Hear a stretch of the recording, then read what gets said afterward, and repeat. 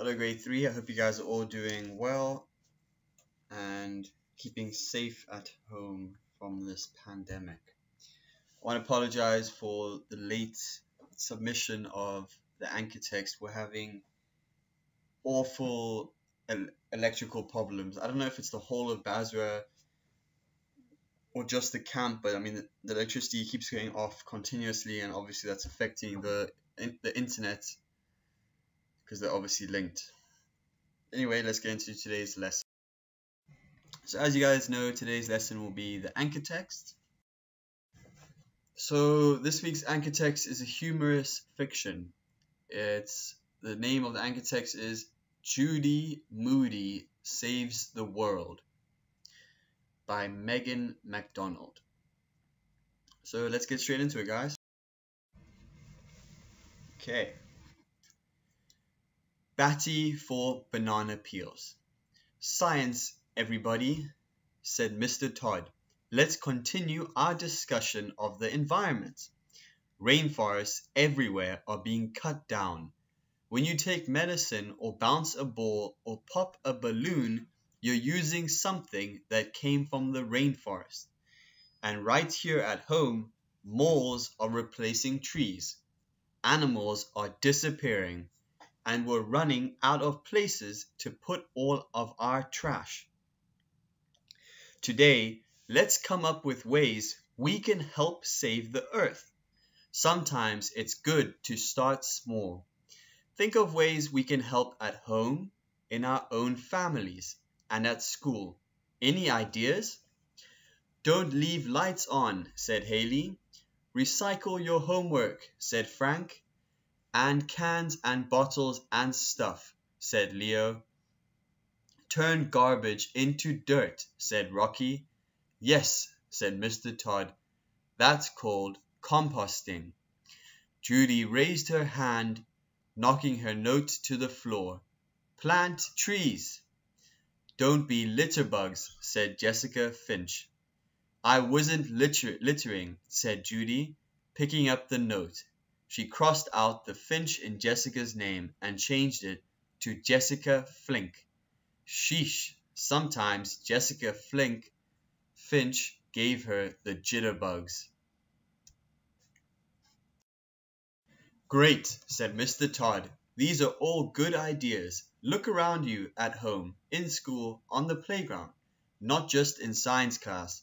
How can we help the planet? How can we make the world around us a better place?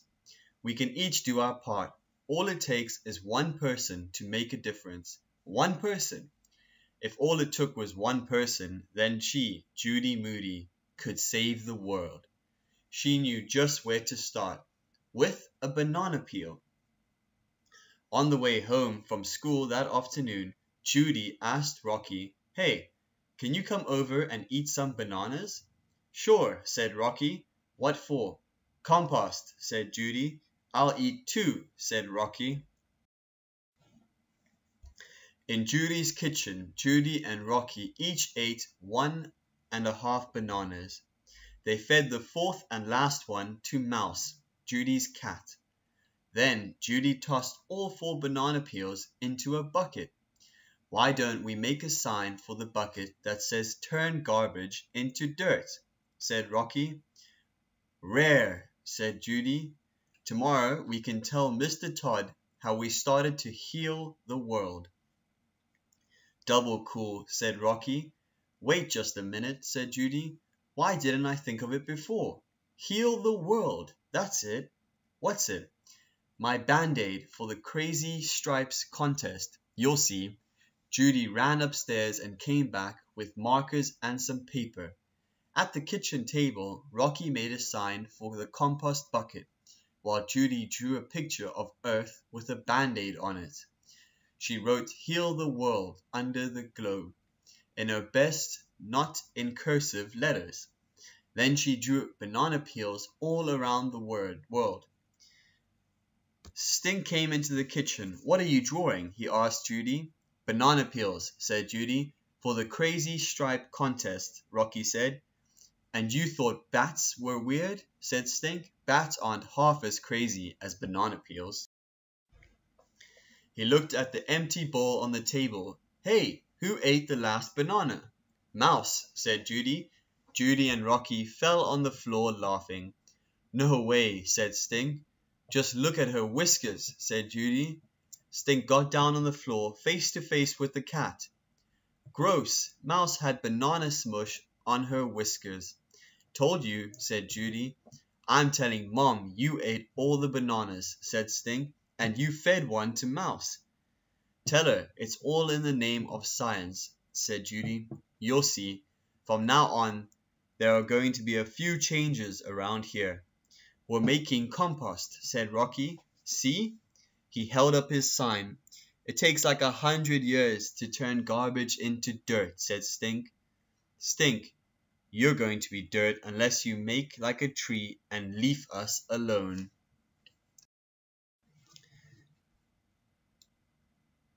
Mr. Rubbish Mood. It was still dark out when Judy woke up early the next morning. She found her flashlight and notebook. Then she tiptoed downstairs to the kitchen and started to save the world. She hoped she could save the world before breakfast. Judy wondered if other people making the world a better place had to do it quietly and in the dark, so their parents would not wake up. She, Judy Moody, was in a Mr. Rubbish mood. Mr. Rubbish was the good garbage gremlin in Stink's comic book, who built his house out of French fry cartoons and pop bottles. He recycled everything, even lollipop sticks, and he never used anything from the rainforest. Things that came from the rainforest, would be a good place to start. Rubber came from the rainforest, and chocolate, and spices, and things like perfume. Even chewing gum. Judy collected stuff from around the house and piled it on the kitchen table. Chocolate bars, brownie mix, vanilla ice cream, her dad's coffee beans, the rubber toilet plunger, gum from Stink's gumball machine, her mom's lipstick from the bottom of her purse. She was so busy saving the rainforest that she didn't hear her family come into the kitchen. What in the world? Mom said. Judy, why are you in the dark? Dad asked, turning on the light. Hey, my gumball machine, Stink said. Judy held out her arms to block the way. We're not going to use this stuff anymore. It's all from the rainforest, she told them. Says who? Asked Stink. Says Mr. Rubbish and Mr. Todd. They cut down way too many trees to grow coffee and gives us makeup and chewing gum. Mr. Todd says the earth is our home. We have to take action to save it. We don't need all this stuff. I need gum, yelled Stink. Give me back my gum.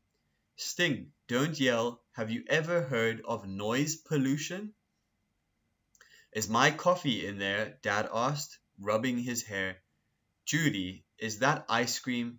It's dripping all over the table. Mom carried the leaky carton over to the sink. Zzz, zzz. Judy made the sound of a chainsaw cutting down trees. She's batty, Stink said. Dad put the brownie mix back in the cupboard. Mom took the toilet plunger off the kitchen table and headed for the bathroom. Time for Plan B. Project Recycle. She, Judy Moody, would show her family just how much they hurt the planet. Every time someone threw something away, she would write it down.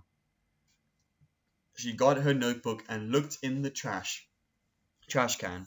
She wrote down orange juice can, inside of peanut butter jar lid, plastic bread bag, broken eggshells, smelly, yucky wet coffee grounds, paper muffin holders, smushed scarlet o cherry juice boxes and straws, bowl of oatmeal. Stink, you shouldn't throw gooey old oatmeal in the trash, Judy said. Dad, tell her to quit spying on me. I'm a garbage detective, said Judy. Garbologist to you. Mr. Todd says if you want to learn what to recycle, you have to get to know your garbage. Here, said Stink, sticking something wet and mushy under Judy's nose. Get to know my apple core. Hardy har har, said Judy. Hasn't anybody in this family ever heard of the three R's? The three R's? Asked Dad. Reuse, recycle. What's the third one? Asked Stink. Refuse to talk to little brothers until they quit throwing stuff away. Mom, I'm not going to stop throwing stuff away just because Judy's having a trash attack. Look at all this stuff we throw away, Judy said. Did you know that one person throws away more than 8 pounds of garbage a day? We recycle all our glass and cans, said Mom.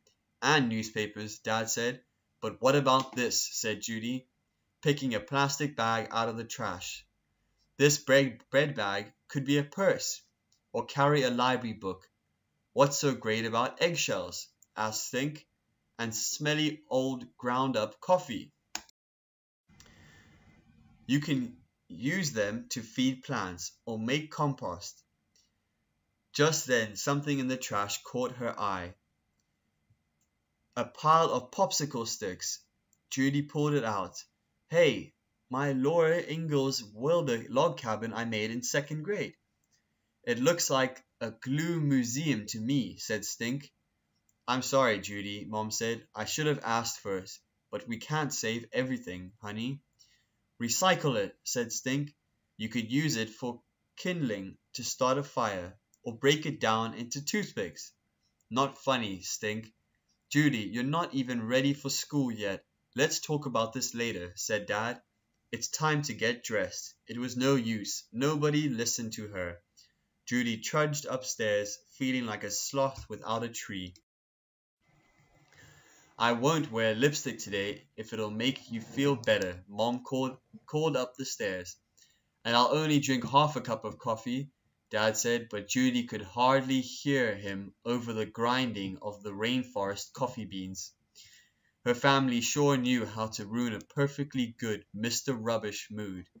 She put on her jeans and her spotted owl t-shirt, and to save water she did not brush her teeth. She clomped downstairs in a mad at your whole family mood.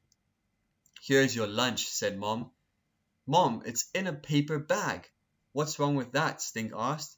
Don't you get it? They cut down trees to make paper bags. Trees give shade. They help control global warming. We would die without trees. They make oxygen and help take dust and stuff out of the air. Dust, said Mom. Let's talk about cleaning your room if we're going to talk about dust. Moom! How was she supposed to do important things like save trees if she couldn't even save her family tree? That did it. Judy went straight to the garbage and dug out her Sleeping Beauty lunchbox from kindergarten. Are you really going to take that baby lunchbox on the bus where the whole world can see? Asked Stink. I'm riding my bike today, said Judy, to save energy. See you at school then, Stink waved his paper bag lunch at her. If only she could recycle her little brother. Go ahead, be a tree hater, called Judy. It's your funeral. Making the world a better place sure was cool. Fantastic, guys. That's the end of the story. I hope you guys enjoyed. It's quite long. I know some of you guys struggle with reading, but I really hope you guys don't just listen to this. And I don't think, maybe you can't read the whole story. Some of you I'm sure can. But even if you can just try practice reading a page, it's really important for you guys to practice your reading and your speaking. It helps your vocabulary a lot. You guys should be taking full advantage of the e-library while you guys are at home, trying to read a book a week at least. Yeah, you should be reading at least every day. But that's it for today. We will discuss this more in the anchor text analysis. Have a great day further, guys.